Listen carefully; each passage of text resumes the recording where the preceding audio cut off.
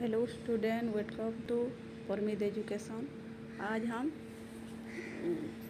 MIL Hindi का खितिन बाबू chapter discussion करेंगे। उसका क्वेश्चन आंसर।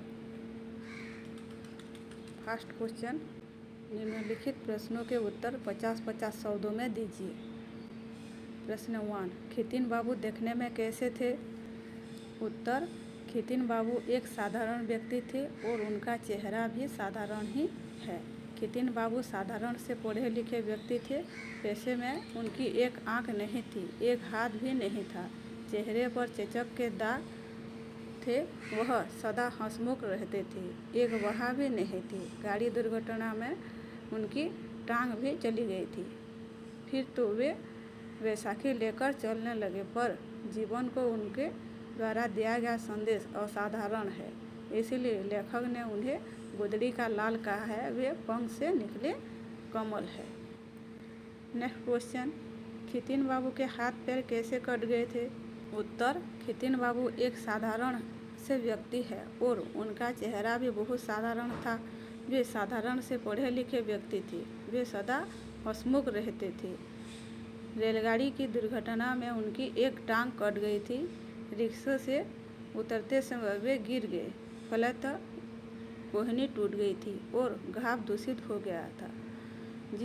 जिस कोहनी से ऊपर वहाँ काट दी गई, इस प्रकार दूसरी वहाँ भी काट दी गई।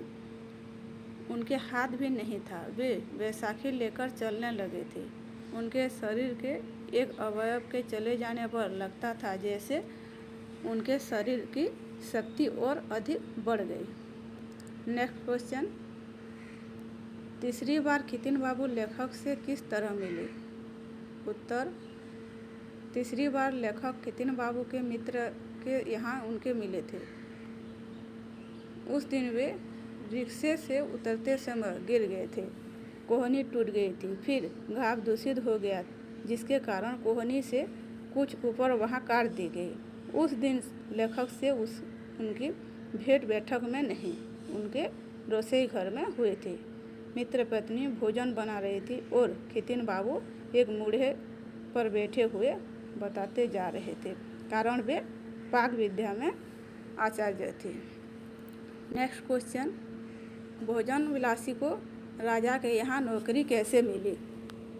उत्तर, नौकरी की तलाश में राजा ने आए हुए दो व्यक्तियों में से पूछने पर एक ने कहा, मैं भोजन विलासी हूँ, यानी राजा जो भोजन करेंगे उसे पहले चख कर वह बताएगा कि भोजन राजा के योग्य है या नहीं। जांच के लिए उसी दिन का भोजन उसके पास लाया गया। थाली लाते ना आते भोजन के विलासी ने नाक बंद करते हुए कहा, इसमें से मुर्दे की बू आती है। उससे बाद बहुत खोज करने के बाद मालूम हुआ, जिस खेत के धान से राजा के लिए चावल लाए थे, उसके किनारे के पेड़ में एक मरा हुआ पक्षी टंगा था। उसके बाद भोजन विलासी को नौकरी मिल गई।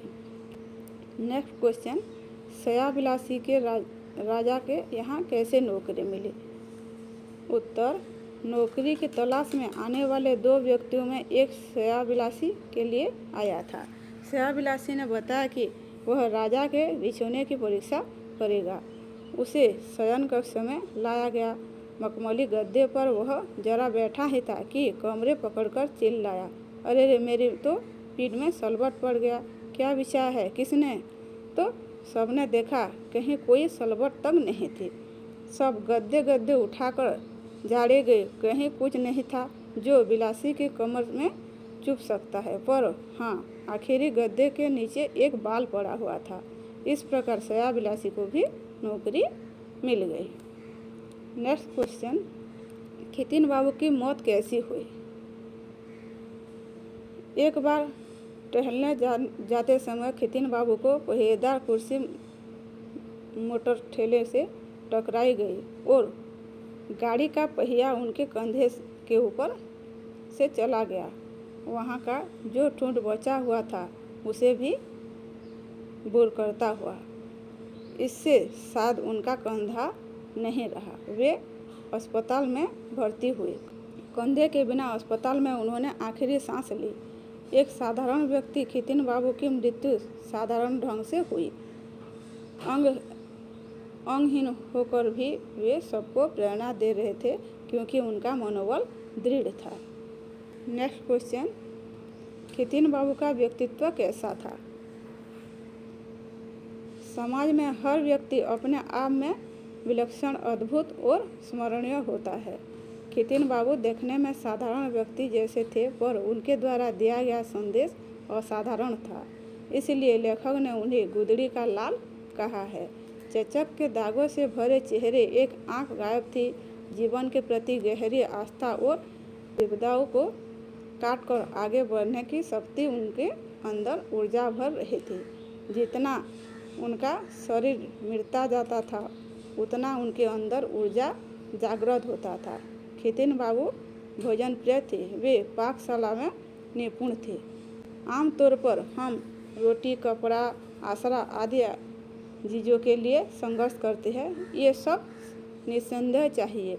जीवन में केवल इतना ही काफ़ी नहीं है। मानव जीवन की मौलिक प्रतिज्ञा है अदम्य और अटूट संकल्प। शारीरिक विकार के बावजूद वे हमेशा हंसमुख रहा करते थे। उनकी हंसी में एक अद्भुत खुलापन था। खितिन बाबू के दोनों हाथ नहीं, दोनों टांगे भी नहीं, फिर भी उनमें अद्भुत मनोबल, दृढ़ संकल्प शक्ति है, जिसके कारण उनका व्यक्तित्व सबके लिए आकर्षणीय है।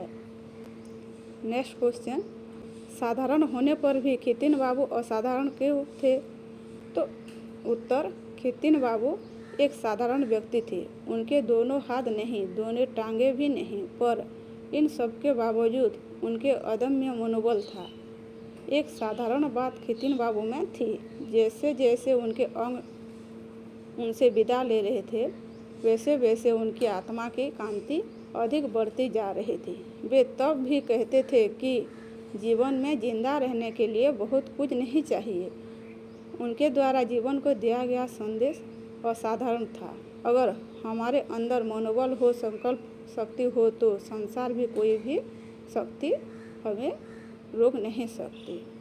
नेक्स्ट क्वेश्चन, खितिन बाबू के किस गुण ने उन्हें अमर बना दिया? खितिन बाबू उत्तर, खितिन बाबू एक साधारण पढ़े लिखे व्यक्ति थे। उनका चेहरा भी साधारण ही है, पर जीवन को उनके द्वारा दिया गया संदेश असाधारण है। पैसे से उनकी एक आंख नहीं थी, एक हाथ भी नहीं था, दोनों टांगे नहीं थी। वह सदा हंसमुख रहते थे। उनकी हंसी में एक अद्भुत खुलापन था। वे मिलनसार स्वभाव के थे, जिसके कारण सभी उनकी प्रशंसा करते थे। वे पाकशास्त्र में आचार्य थे, खाने में भी शौकीन थे। शरीर के अवयवों के कमी के बावजूद उनके अदम्य मनोबल था। हम रोटी, कपड़ा, आसरा के लिए चिल्लाते हैं। निस्संदेह ये मानव जीवन के लिए निहायत जरूरी है, लेकिन ये मानव जीवन की मौलिक प्रतिज्ञा नहीं है। खितिन बाबू के जीवन के अदम्य और अटूट संकल्प ने ही उन्हें अमर बना दिया। नेक्स्ट क्वेश्चन, इस कहानी से हमें क्या शिक्षा मिलती है?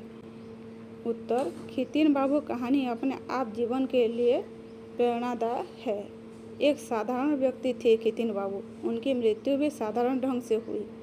अंगहीन होकर भी वे सबको प्रेरणा देते रहे। प्रेरणा यह है कि यदि हमें दृढ़ मनोबल हो, संकल्प शक्ति हो, तो संसार की कोई भी शक्ति हमें रोक नहीं सकती। छोटी छोटी चीज़ों बाधाएं तो उत्पन्न कर सकती है, पर रास्ता नहीं रोक सकती। रोटी, कपड़ा और मकान जैसी चीज़ों के लिए हम निरंतर संघर्ष करते हैं। जीवन में केवल इतना ही यथेष्ट नहीं, लेकिन जीवन के मौलिक प्रतिज्ञा, अदम्य और अटूट संकल्प बहुत ही आवश्यक है, जिसके कारण आदमी स्मरणीय बनता है। Thank you.